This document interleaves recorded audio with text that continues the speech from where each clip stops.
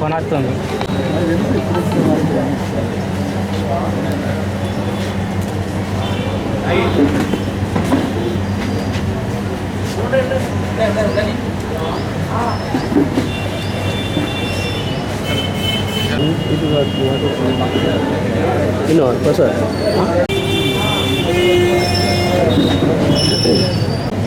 జాతీయ స్థాయిలో ఇంత జాప్యమైనా కానీ భారతీయ జనతా పార్టీ రాజకీయ లబ్ధి కొరకు ఈ జాతిని మత విద్వేషాలతో రెచ్చగొట్టి ఏ విధంగా లబ్ధి పొందే ప్రయత్నం చేయడం జరిగిందో మనం గమనించాం.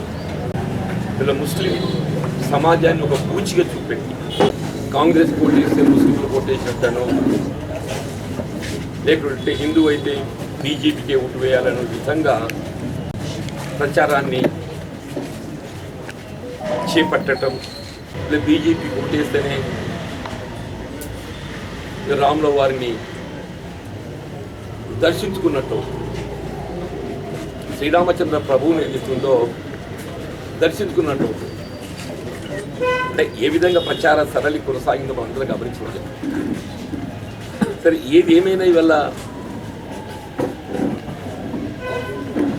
దో లేట్ బెటర్ దాన్ ఎవర్ అన్నట్టు జాప్యమైనప్పటికీ జాతీయ స్థాయిలో బీజేపీ నిజరూపం సమాజానికి తెలియరావటం సంతోషించదగ్గ విషయం చెప్పాలి. వీళ్ళ ఎన్నికల ఫలితాలు వెలువడేంత వరకు వీళ్ళ ఎగ్జిట్ పోల్ సర్వే కానీ ఈ అబ్కీ బార్ 400 కానీ అంటే దేశంలో మోడీకి ఎదురు లేదనే విధంగా ఏదైతే ప్రచార సరళి కొనసాగింపు చేయడం జరిగిందో వీళ్ళ ఇండియా కూటమి రాహుల్ గాంధీ గారు ఏదైతున్నదో విచ్ఛిన్నకర శక్తులను అదుపు చేయబడటానికి ఏదైతుందో సమైక్యవాదులను లౌకికవాదులందరినీ కూడా ఐక్యం చేయబడే విధంగా ఇండియా కూటమి ఏర్పాటు చేయటం ఇవాళ మనకు లభించిన కొద్ది సమయంలో ఇట్స్ అబౌట్ 2 మాసాల సమయంలో ఏదైతున్నదో ఓన్లీ విత్ ఇన్ 2 months అంటే ఎన్నికల షెడ్యూల్ వెలువడ్డ నాటికి ఫలితాలు పోలింగ్ నాటికి ఏదైతుందో మధ్య ఓన్లీ 2 months గ్యాప్ 2 మాసాల లోపల ఏదైతుందో వీళ్ళ అబ్కీ బార్ 400లో 300 లోపలి పట్టుకురావాలి. ఈ అబ్కీ బార్ 400 ఉన్నదో గతం కంటే సంఖ్య తగ్గింపు చేయడమే కాకుండా 300 లోపలి పట్టుకురావాలి. వీళ్ళ ఇండియా కూటమి ఏదైతుందో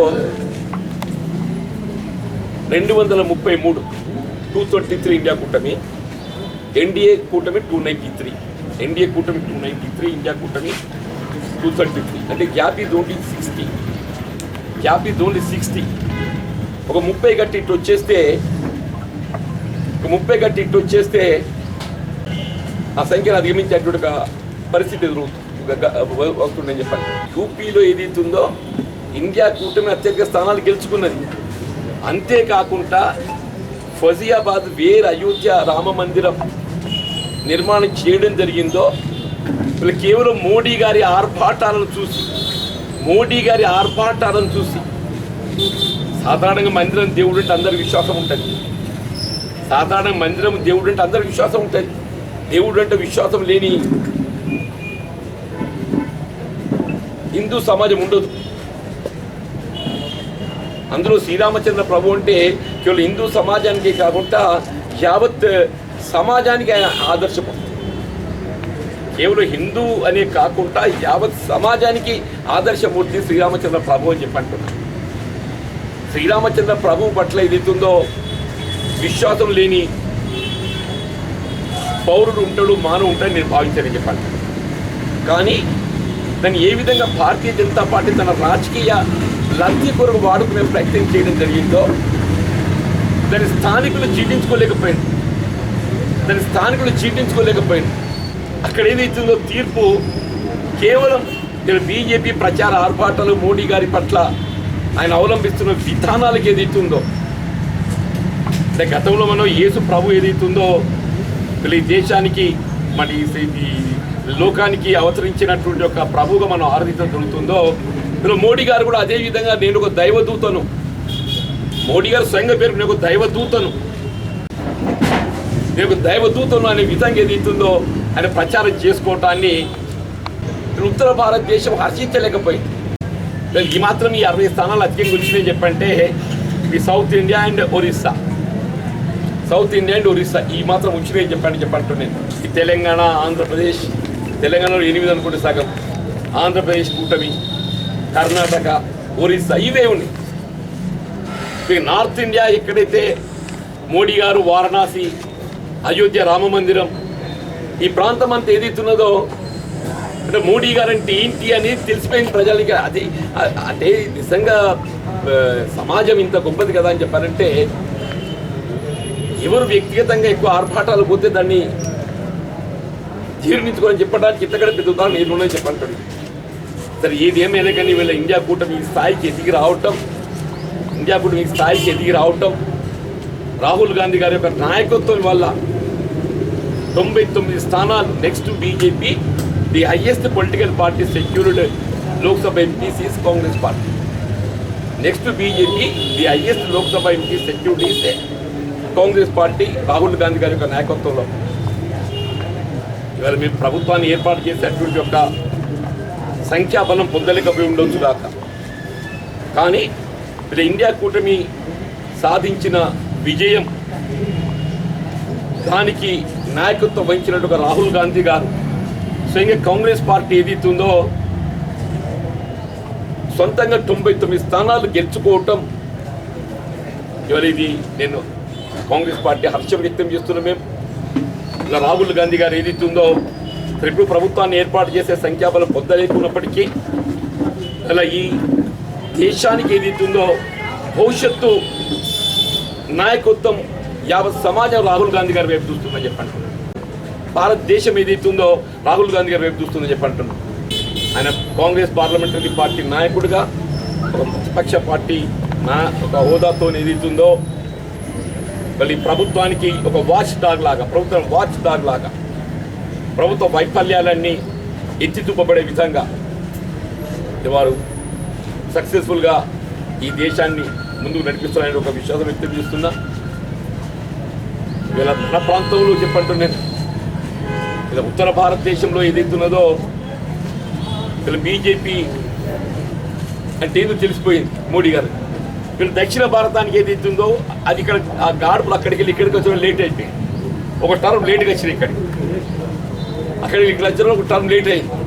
ఆ ప్రభావం ఇక్కడ ఇప్పుడు చూపెట్టి, ఆ ప్రభావం ఇప్పుడు ఇక్కడ చూపెట్టి అంటే దీంతోనే కథ ముగుస్తుంది, ఈ కథ ముగుస్తుంది. దానికి తోడు ఏదైతున్నదో ఇలా బీఆర్ఎస్ పార్టీ ఇలా శత్రువు మిత్రుడు అన్నట్టు, ప్రత్యర్థి మిత్రుడు అన్నట్టు వీళ్ళు బీఆర్ఎస్ అనేది ఏదైతుందో స్వయంగా వారి ఉనికి నిలబెట్టుకునే ప్రయత్నం చేయాలి. కానీ వాళ్ళు ఉనికి నిలబెట్టుకునే ప్రయత్నం చేయకుండా వాళ్ళ ప్రత్యర్థి వాళ్ళకి మిత్రుడు అనే విధంగా ఏ విధంగా వాళ్ళు గెలవడం కంటే కాంగ్రెస్ని గెలవకుండా చూడటమే ప్రధానంగా వాళ్ళ లక్ష్యం ఎంచుకున్నారు. టీఆర్ఎస్ పార్టీ వాళ్ళు గెలవాలనే దానికంటే ఎక్కువగా కాంగ్రెస్ను ఏ విధంగా గెలుపు దరికి చేరనీయకుండా అడ్డుపడగలుగుతాం, కాంగ్రెస్ను ఏ విధంగా గెలుపు దరికి చేరనీయకుండా అడ్డుపడగలుగుతామన్నటువంటి ఒక ధోరణితో వాళ్ళు ఇవాళ బీజేపీకి అండగా నిలవటం అంటే వాస్తవంగా ఇది అందరి ముందు ఏమనుకున్నాం, ట్రయాంగులర్ కంటెస్ట్ అనుకున్నాం. అందరినీ ట్రయాంగులర్ కంటెస్ట్ అనుకున్నాం. చివరికి ఏమైపోయింది పోలింగ్ నాటికి, ఇది ట్రయాంగులర్ కంటెస్ట్ కాదు, contest between Congress and BJP BRS together. చివరికి ఏమైపోయిందంటే Congress versus BJP BRS together మిత్రపక్షం పేరు. ఇలా బీఆర్ఎస్ ఓటు అంతా ఏదైతుందో బీజేపీకి బదిలీ చేయాలి. ఏ విధంగా బదిలీ చేయాలి, మా ఓటు శాతం కానీ మా ఓటు కానీ ఏదైతుందో మీరు 2023 శాతం ఎన్నికల్లో పోలైన వివరాలను చూస్తే మేము అంతకంటే మా ఓటు శాతం పెరిగింది. 23 అసెంబ్లీలో మాకు వచ్చిన ఓటు ఫిగరే కానీ శాతం కానీ రెండు కూడా పెరిగింది. బీజేపీ గెలుపుకు దోహదపడ్డది ఎవరు? బీఆర్ఎస్ అయితే వాళ్ళ ఓటు ఏదైతుందో మతతత్వ శక్తులను అడ్డుకోవాల్సిన బాధ్యత వాళ్ళ మీద కూడా ఉంటుంది. మతతత్వ శక్తులను అడ్డుకోవాల్సిన బాధ్యత. కానీ ఆ విధంగా కాకుండా ఏదైతుందో వీళ్ళ ప్రత్యర్థిని కాంగ్రెస్ చూసి కాంగ్రెస్ రాకుండా చూడాలని వీళ్ళు బీజేపీ గెలుపుకు పరోక్షంగా దోహదపడ్డారని చెప్పాలి. నేను దానికి ఒక చిన్న ఉదాహరణ కూడా చెప్తాను.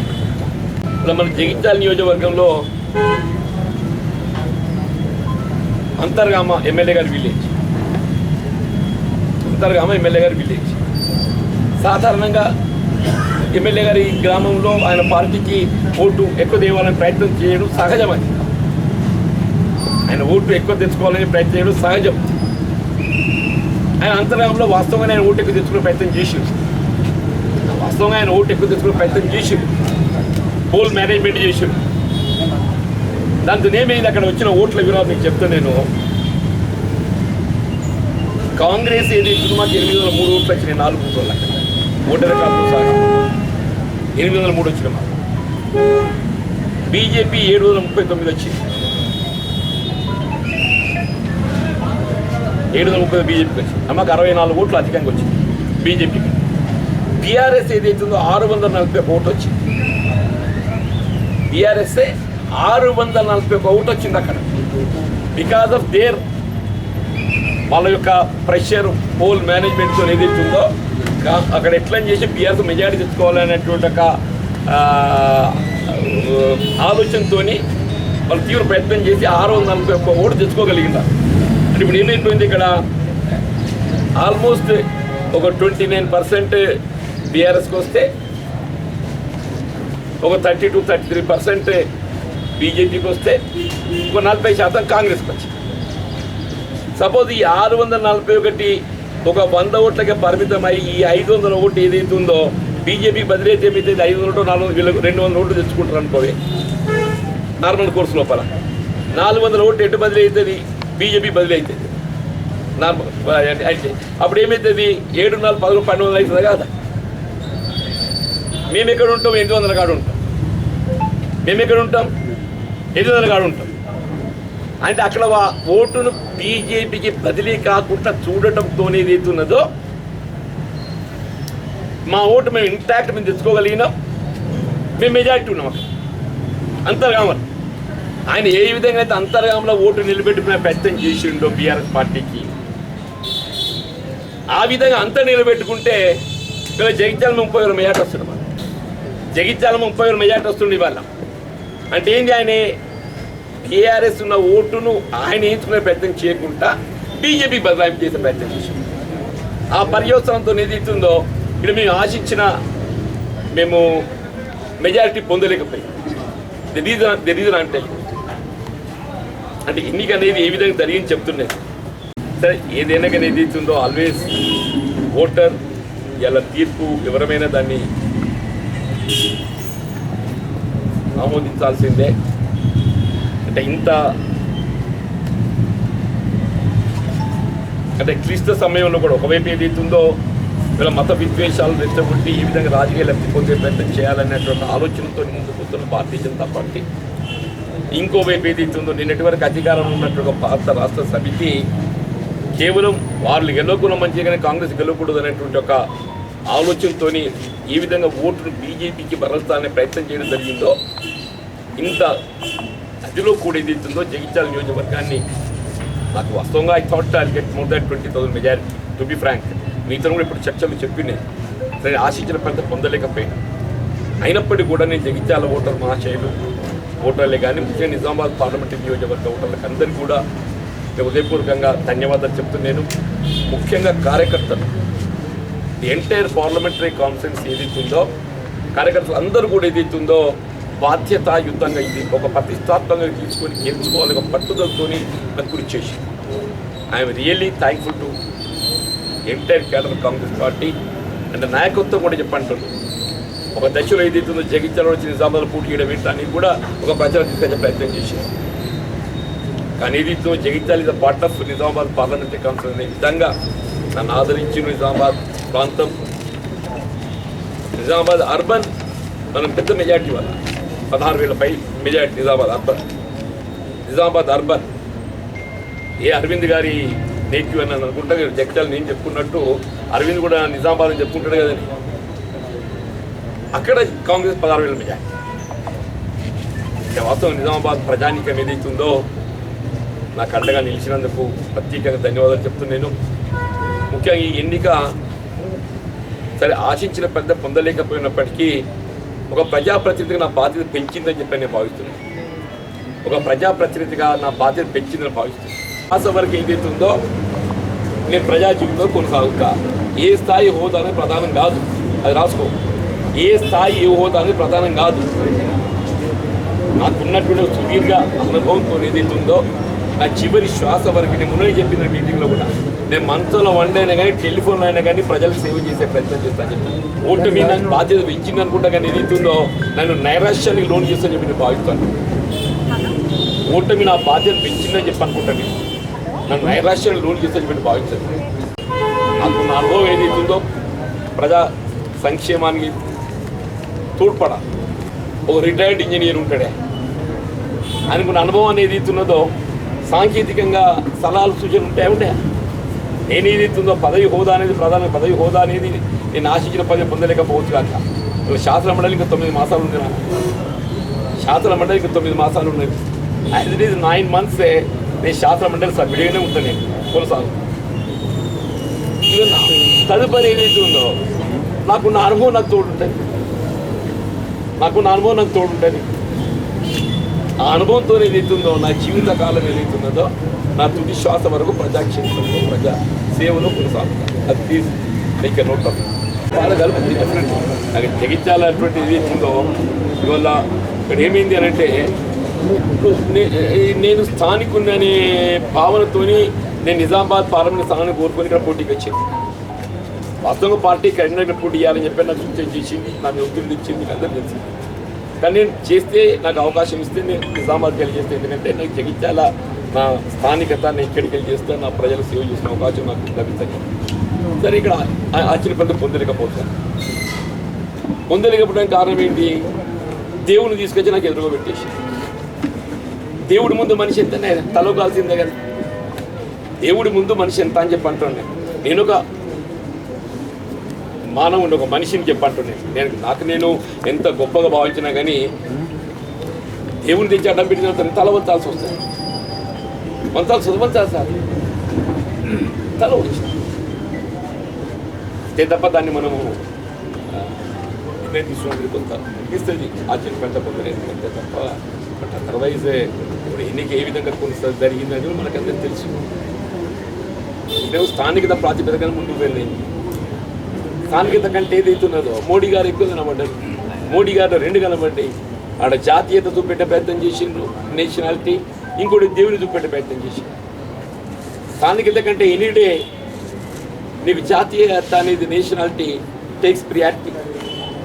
మోడీని అనేది ఏదైతుందో ప్రైమ్ మినిస్టర్ హోదా లోపల జాతీయత, నేషనాలిటీ, మోడీ దేశమే మోడీ అనేది ప్రచారం చేసి ఒక కాలం లోపల ఎక్కువ అంటే దేశం అని ఉంటాయి. ఒక కాలం లోపల పండిట్ జవహర్లాల్ నెహ్రూ గారు, కొంత తర్వాత ఇందిరాగాంధీ గారు ఉంటారు. ఇలా మోడీ గారిని ఆ విధంగా ప్రొవైడ్ చేసే ప్రయత్నం చేసి ఆ జాతీయ భావన వచ్చే వరకు ఏదైతుందో ఈ స్థానికత అనేది దాని ముందు నిలబడలేదు. దానికి తోడు ఏదైతుందో దేవుడు అయిపోయింది. మోడీ గారు దేవుడు అయిపోయింది. దేవుడి ముందు ఎవరి మీద తలవంతాల్సిందే కదా. తప్ప మనం వేరేలా అనుకోవాలి.